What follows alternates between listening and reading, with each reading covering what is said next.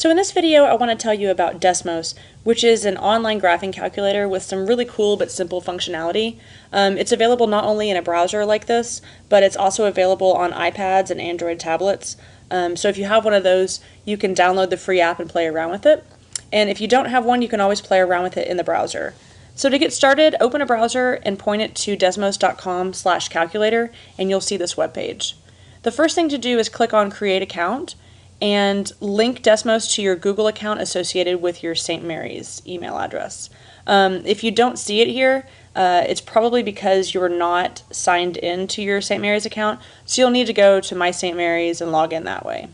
So let's go ahead and link my St. Mary's account, and once we do that, we see that we have some additional functionality that we didn't a minute ago.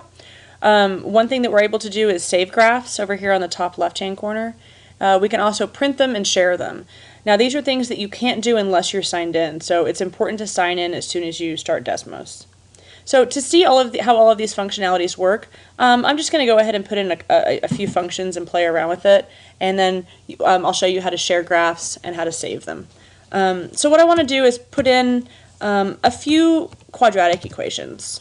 So negative 3x squared, negative 2x squared, negative x squared, maybe you see the pattern, x squared, 2x squared, and 3x squared. Now, if you recall what these graphs look like, these are just quadratic functions, and their graphs are parabolas. And remember that coefficient in front of the x squared sort of tells you how compressed the graph is. We can look at this graph in more detail by double-clicking to zoom in, or we can scroll with a mouse to zoom in. If you're on a tablet, you're going to, of course, use the pinch zoom. You can pan the graph back and forth, up and down, in the way that you would expect. Now, notice that you expect that the graph to change this way. When the coefficient is negative, it's all below the x-axis. When it's positive, it's above. These graphs are color-coded so you can tell them apart easily.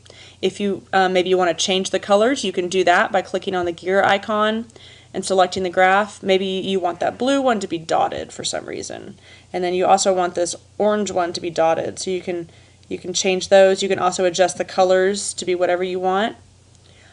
You can turn certain graphs on and off by selecting them with the icon on the left, and this is nice because you can view particular graphs without having to delete the other ones and retype them later. So that's really cool. If you want to share this graph with somebody, you can click the share icon right here. And the easiest way to share is just to grab that hyperlink. You can put it in an email. So for example, you could graph a function, maybe you don't understand it for some reason. You graph it on Desmos, send me the hyperlink and say, hey, I don't understand this, what's going on? That's probably the quickest way to do it. If you've spent a long time making your graph, you can save it by clicking on this icon right here. It'll not only save it in Desmos, but you can also save it to your Google Drive folder so that you can share it through Google. But before we save it, I'm going to show you something that's really cool that Desmos will do that your graphing calculator will not. Because up until this point, most of the stuff your graphing calculator will do. You can type in functions, you can graph them. I mean, you can't grab a hyperlink, but you can graph them all and view them. You can zoom, you can pan.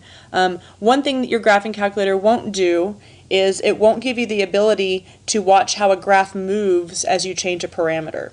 And what I mean by that is if you type in, for example, y equals ax squared, notice ax squared is a more general form of the functions that we were just graphing. We were graphing quadratics with a parameter with a coefficient out front that was changing. Well, I want to see what happens to this function as a changes. So I'm going to add a slider for a, and the default for Desmos is for the slider to range between -10 and +10. And we can leave it that way. Or what we can do is we can change it to be between -3 and +3, just like the graphs that we had up here. Okay, now when I click the play button, it will animate this graph, and you can see how it changes between a values of +3, gets smaller, becomes negative, and goes down there to -3.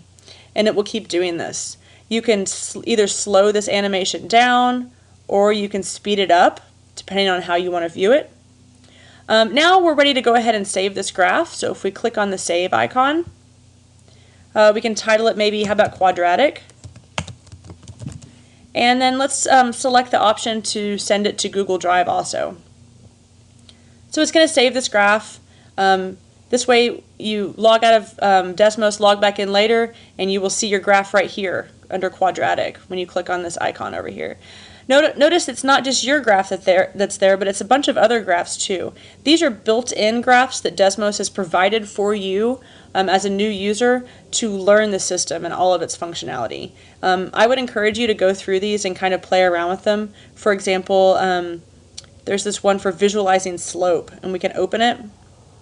And it has full functionality in the sense that you're able to play around with it. Now these are some things that you did not learn a minute ago. The floor function and all of this stuff with graphing points.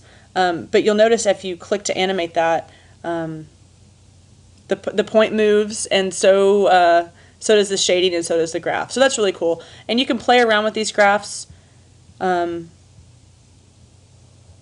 learn about all of the functionality that Desmos has. Another thing that I would suggest that you do is click on this question mark icon over here and go to the Help Center. Help Center has a bunch of different frequently asked questions and also links to other things that Desmos will do. So, for example, inequalities. So you can learn all about how to do certain things in Desmos to get the results that you want. On a last point, I told you that we saved this graph in such a way that it should have appeared in our Google Drive folder. And in fact, if you click on your Google Drive folder, this is mine for my St. Mary's account, you'll notice there's a file right here, and we click on it. It has not only a screen grab of the function that we graphed, but it also has a hyperlink to the Desmos browser that we had open a minute ago. And this is something that's shareable. You can send it to somebody. They don't have to be logged into your Desmos account to be able to view it. So that's also really cool. I would suggest that you spend some time with Desmos and learn all that it has to offer, because this is a really invaluable tool that you will find yourself using a lot in this course. So have fun.